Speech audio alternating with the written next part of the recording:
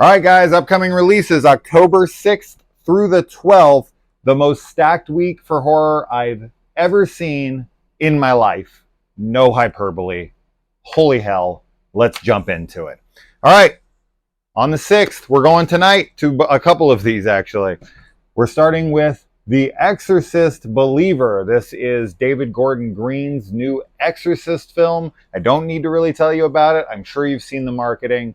It is a sequel to the first movie, ignoring the other events, much like Halloween did. And this is supposed to be the first film of a trilogy.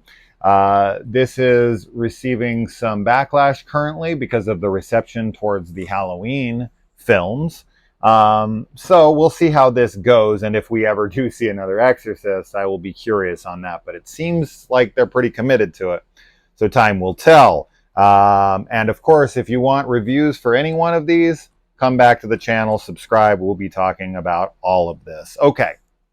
Also on the 6th, which we're also seeing tonight before The Exorcist, is When Evil Lurks. Now, this is the newest film from the director of one of my top 10 favorite films in the horror genre of the decade. Yes, the decade. It is Terrified, which was a film on Shudder that I think is a straight-up masterpiece, and this is the first film he's done since. And to me, that's all you need to know about this movie. And it is currently in theaters. All right. All of these are on the 6th except for one film. Everything else, 9 films, will be on the 6th. So, as I said, buckle up. All right, next up, this is a thriller. This is called The Royal Hotel. Now, this has Julie Garnon in it from Ozark, good old Ruth Langmore herself. And it also has Jessica Henwick and Hugo Weaving. This looks like some girls who go to a new place. They're working a bar and they're getting grief from some dudes there. Kind of reminds me of something like a Straw Dogs or something from what I saw, but it remains to be seen. Hoping to see that either tomorrow or on Saturday. All right, next up on Prime Video, we are getting the release of Totally Killer. This is a horror comedy in the vein of something like a Final Girls or a Happy Death Day. This actually just dropped like 20 minutes ago, so we're going to watch it as soon as my wife walks through the door. Looks like a slasher film of sorts, but I don't know much else about it, and I'm looking forward to it. All right, also on the 6th, this will be released on Shudder tomorrow. This is VHS 85. Of course, this is the long-running VHS franchise. This is the 5th film in that franchise, and this is a set of anthology-style stories. There's 4 new stories from some really cool name directors, most notably David Bruckner and Scott Derrickson, who have both made excellent films. So very much looking forward to this one. All right, next up on the 6th, we have Pet Cemetery Bloodlines, the Pet Cemetery prequel that will be on Paramount+. If you're a Pet Cemetery fan, then this will be something that you're looking forward to. And, you know, we'll have to see what this one's all about. But for Pet Cemetery fans, you got a new Pet Cemetery film. All right. Next up on the 6th, we've got Vindicta with Elena Camporis, who I know from a show called Sacred Lies. It was a Facebook show. But she's also in Wife-like and a few other movies. Very pretty girl. I quite like her. This movie also has Sean Astin and Jeremy Piven. It looks like a detective crime thriller. So definitely look that one up. Check out the trailers for these if you want to know more. Also on the 6th, we have Aberrance. This is most notable because it is the very first Mongolian horror film to ever hit theaters.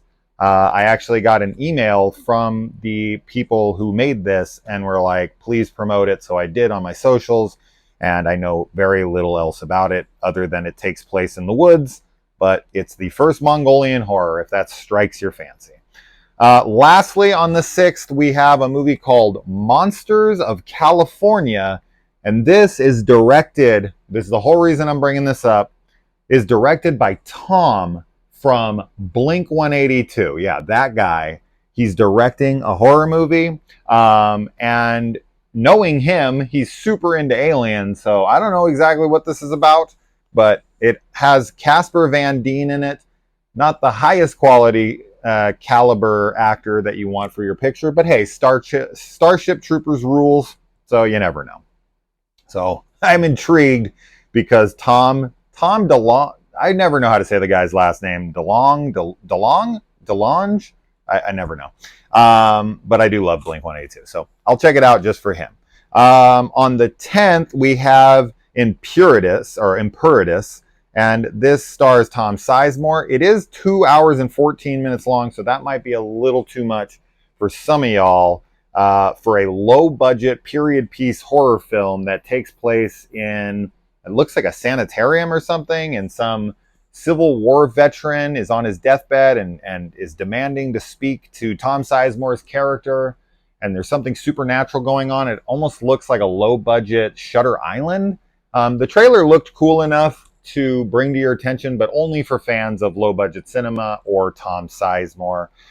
There was a couple other movies that I saw, but honestly, neither of them looked very good, so I'm not going to bring them up to you.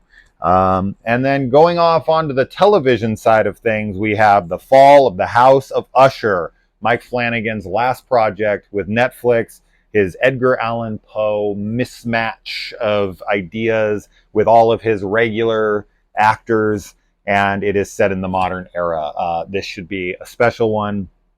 All of his stuff usually is, and I can't wait to see what he does with Amazon when he finally gets whatever project that is up off the ground. Hopefully it's The Dark Tower. But that's all I could find this week. All I could find. 9 films that come out tomorrow. If that's not enough for you, I don't know what is. But next week, we got quite a bunch of television series and plenty of films. So check back then. Please subscribe to the channel if you're into things horror, because we talk about everything, including board games, which I'm doing unboxings for. We play video games on here. We do it all. It's horror. We talk about it. So yeah, check back for those things, and I'll see you then. Bye, guys.